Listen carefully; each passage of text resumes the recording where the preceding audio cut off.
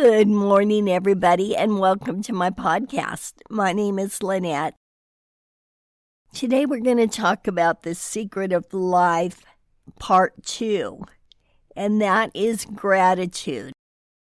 I believe that is so important, and I think God really appreciates it. We take for granted, for starters, all the attributes that we were born with. I mean, just think of you as being a human being, that your heart beats, that your hair grows, that you can walk, that you can talk, that you can see. First of all, we are so rich just by being human beings. And if for some reason any of that was taken from you, then you would fully get the impact of embracing what it is, that particular thing would probably become the most important thing in your life, is regaining what you have lost. I know, because I'm one of these people that's trying to regain my walk. However, I am still healthy, and I'm grateful, very grateful for that. So I believe right out of the gate, we need to thank God just for making us who we are. And it has really become very apparent to me that it doesn't matter what you look like, what you do. What really matters, and I can't emphasize this enough, it has become more and more apparent that who you are is on the inside. Too many people are focused on looks, and they think wealth means money. Wealth does not mean money. And being realistic, I know we need a certain amount to get by, to be comfortable, etc., to get our needs met. However, if you look around you, if you're living in abundance, you're living in true wealth right now just by having people, family members that you love and that love you, friends that you love. And first and foremost is by loving yourself. And if you need to work on that, then continue to work on that. But to be loved is more precious than having an abundance of material things. I think we overlook the fact that we already have so much right now. We need to be grateful for what we have right now. And when you really look at it, when you look at it from that angle, you see and become so much more appreciative of what you have.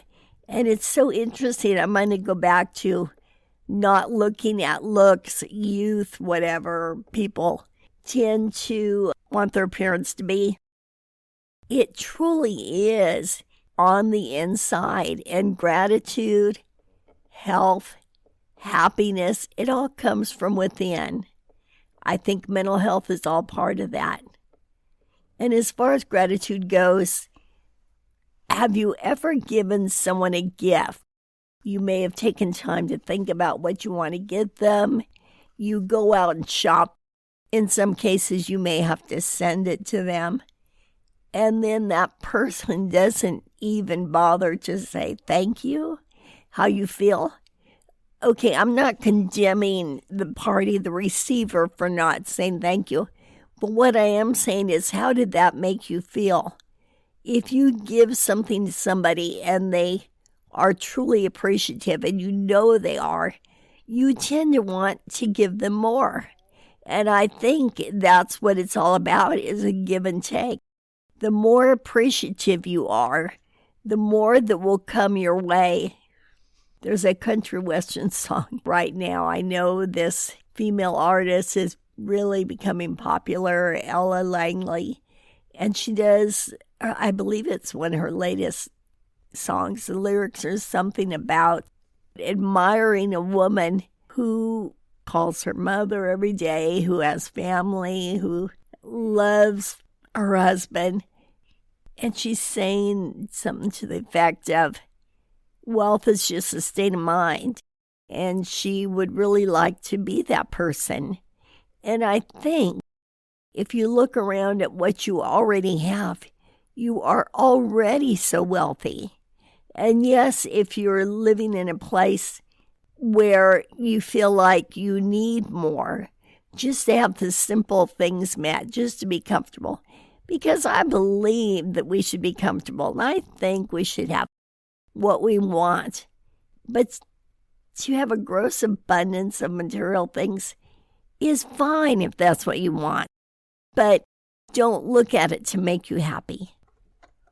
But I think one of the most important things is loving yourself first and being grateful for what you have as an individual.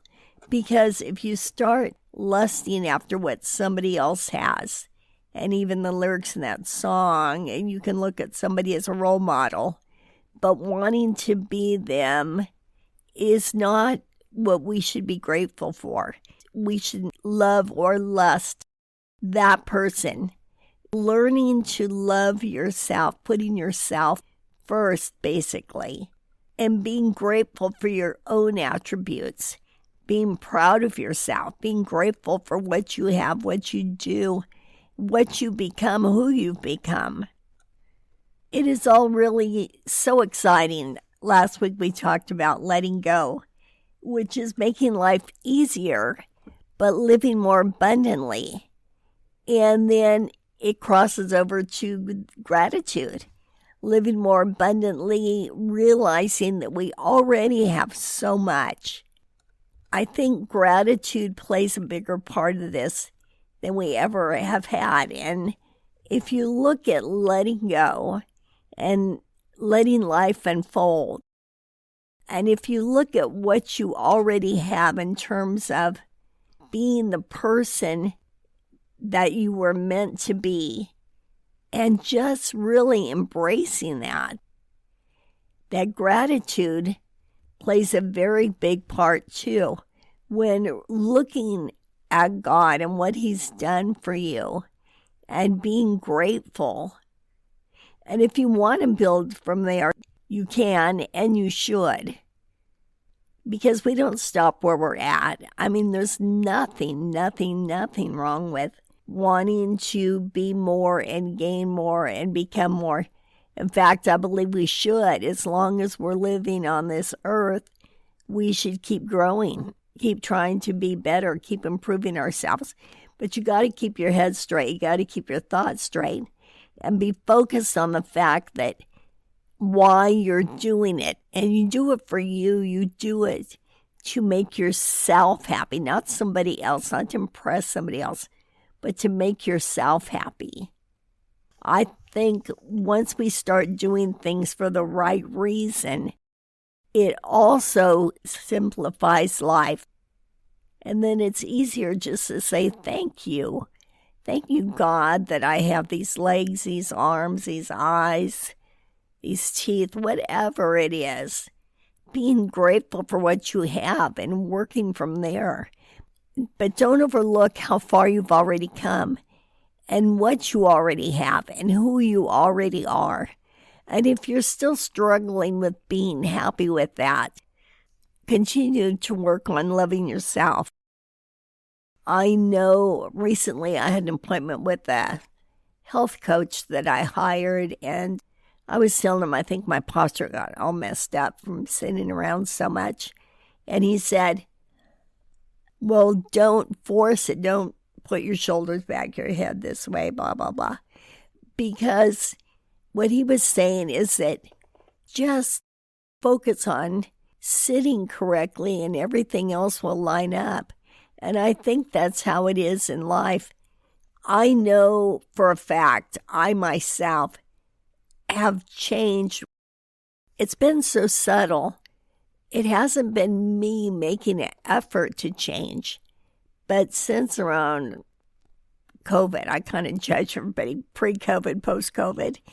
But it seems like since COVID happened, maybe it was because I was forced to stay home more and meditate more. I'm not sure, but I can feel the changes within myself. But like the health coach was saying to me, it's not changes that I forced. It's changes that are natural, that are irreversible. And I think if you're grateful, if you let go, trust God to unfold your life the way it should be, and be grateful for everything you have, then day by day, step by step, you will change and transform into the person that you were meant to be. It's not something that you have to force or say, I'm going to start talking this way or eating this way or lose 30 pounds, whatever. It's not that kind of change. It is an absolute inward change that you're giving God permission to make these changes. When you have a desire to be the person that He wants you to be, I believe when you give Him that permission and when that is your honest prayer, then the changes will happen. It's nothing you have to do. It's not any effort that you have to put forward, but it's just being available, being in the right frame of mind, and letting your life unfold. Again, I'm going to back up to last week's episode. It's so amazing. Who would have thought that by doing less, making less changes, putting in less effort is what you really needed? So many times we think, oh, I need to do this, New Year's resolutions, etc., etc. I need to eat this way. I need to stop talking that way, blah, blah, blah. But when you just trust and let it unfold and be grateful for what you have, be grateful for what you already have. And as new things are added on, be grateful for those things.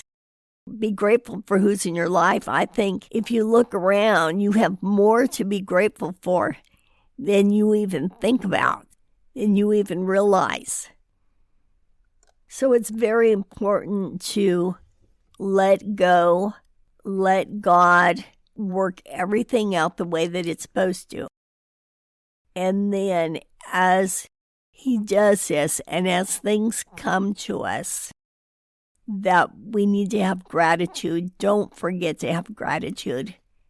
Because, again, I believe when someone has gratitude, you want to give them more. I'm not speaking for God, of course, but I would think He feels the same way. So far it's letting go, letting life unfold, and being grateful for what you already have. And look around. You have probably a lot more than you even thought about. And as things come, be grateful for those things.